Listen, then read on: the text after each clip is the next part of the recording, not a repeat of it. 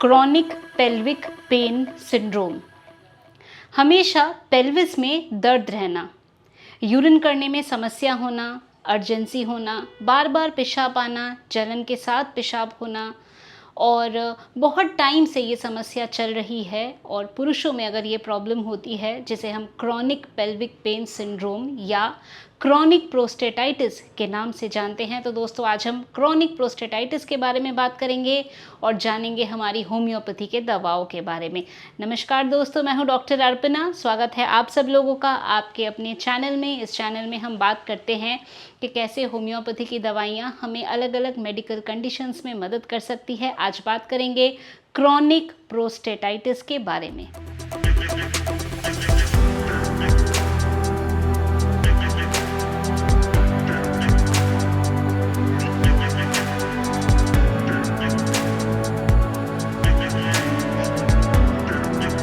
दोस्तों, chronic prostatitis, इस बात का क्या मतलब है? जब हम किसी भी बीमारी के साथ क्रॉनिक वर्ड यूज़ करते हैं, इसका मतलब है कि ये बहुत पुराना है, ओल्ड प्रॉब्लम है। 3 महीने से ज़्यादा अगर आपको प्रोस्टेटाइटिस की समस्या रहती है तो हम इसे कहते हैं क्रॉनिक प्रोस्टेटाइटिस। इसमें होता क्या है कि बैक्टीरियल इन्फेक्शन के वजह से या एक्यूट बैक्टीरियल प्रोस्टेटाइटिस के वजह से आपको हमेशा पेल्विस रीजन में एक डिस्कम्फर्ट बना रहता है, दर्द होता है, यूरिनरी अर्जेंसीज का सामना करना पड़ सकता है, यूरिन बार बार रुक रुक के आता है। और ये समस्या अगर ज़्यादा लंबे टाइम तक रहे तो ये क्रॉनिक प्रोस्टेटाइटिस का रूप ले सकता है। दोस्तों, अगर किसी को बार बार बैक्टीरियल इन्फेक्शन होता है, यूरिनरी ट्रैक्ट इन्फेक्शन होता है, तो ये एक कारण बन सकता है क्रॉनिक प्रोस्टेटाइटिस की समस्या बने रहने की। इसके साथ साथ साइकोलॉजिकल स्ट्रेस, एंजाइटी, ऐसी चीज़ें भी इस प्रॉब्लम को बढ़ा सकती है। क्या होता है कि यूरिन की जो अर्जेंसी है ये ज़्यादा रहती है, तो बार बार पेशाब आता है, पेशाब खुल के नहीं आता है, पेशाब करने के टाइम पे जलन होती है, बर्निंग होती है। कई बार ऐसा लगता है जैसे स्काल्डिंग या कुछ म्यूकस टाइप भी यूरिन के साथ आ रहा हो, कास्ट आ रहा हो, म्यूकस वगैरह आ रहा हो, ऐसा भी हो सकता है। कभी कभी रात को बहुत ज़्यादा दिक्कत होती है, रात को सोया नहीं जाता, डिस्कम्फर्ट के वजह से, अर्जेंसी के वजह से बार बार पेशाब आ रहा है, इस कंप्लेन के वजह से। इसके साथ साथ अगर ये प्रॉब्लम ज़्यादा टाइम तक बनी रहती है तो कमर में दर्द होना, ऐसी समस्या हो सकती है। पेरिनियम में दर्द होना, यानी स्क्रोटम और रेक्टम के बीच का जो एरिया है वहाँ पर पेन बना रहना, टेस्टिकल्स में पेन होना, ऐसी समस्या हो सकती है। इन्फेक्शन जब ज़्यादा होता है तो इन्फेक्शन के जो साइंस होते हैं जैसे बुखार, उल्टी जैसा लगना, ठंड लगना, चिल्स आना, ऐसी समस्या हो सकती है। यूरिनरी ट्रैक्ट इन्फेक्शन का जो फीवर होता है उसमें बहुत तेज़ कंपन या शिवरिंग होती है, तो बहुत ज़ोर से शिवरिंग के साथ बुखार आना, ये लक्षण होता है यूरिनरी ट्रैक्ट इन्फेक्शंस के। तो अगर ऐसी समस्या है तो हमें क्या करना है, तो जानेंगे होम्योपैथी के दवा के बारे में। इसके साथ साथ आपको ध्यान रखना है यूरिनरी ट्रैक्ट इन्फेक्शन को प्रिवेंट करने के लिए पानी आपको बहुत पीना है, पानी पीना, हाइड्रेशन रखना, ये बहुत ज़्यादा ज़रूरी है। इसके साथ साथ क्रैनबेरी का जूस भी अच्छा होता है यूरिनरी ट्रैक्ट इन्फेक्शंस के लिए। तो चलिए जानते हैं अब होम्योपैथी की दवाओं के बारे में।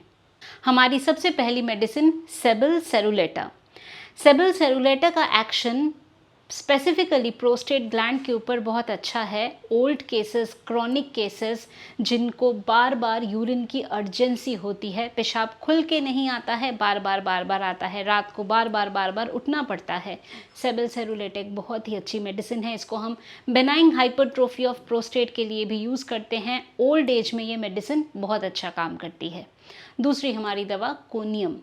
अगर प्रोस्टेट ग्लैंड हार्ड हो गया हो, चोट लगी हो और चोट लगने के वजह से प्रोस्टेटाइटिस की समस्या हो रही है, तो कोनियम एक बहुत अच्छी मेडिसिन है। जब हम देखते हैं प्रोस्टेट ग्लैंड की हार्डनिंग है और इसके साथ साथ इंजरी की कोई हिस्ट्री है। नेक्स्ट हमारी मेडिसिन लाइकोपोडियम। लाइकोपोडियम एक बहुत ही स्पेसिफिक मेडिसिन है।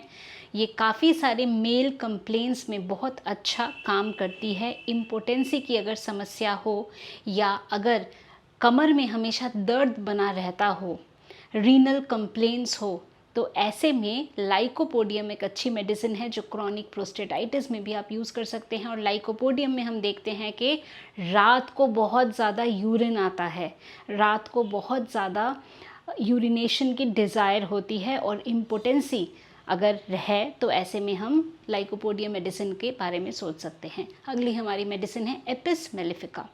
एपिस बनती है मधुमक्खी से, तो मधुमक्खी के डंक का जो पेन होता है, बी स्टिंग की जो पेन होती है, इस तरह का चुभन वाला अगर आपको दर्द होता है यूरिन पास करने के टाइम पे, यूरिन ड्रॉप बाय ड्रॉप आता है, खुल के नहीं होता, तकलीफ़ होती है, बॉडी में सूजन हो रही है, प्यास नहीं लगती है, तो ऐसे समस्या में एपिस एक बहुत अच्छी मेडिसिन है।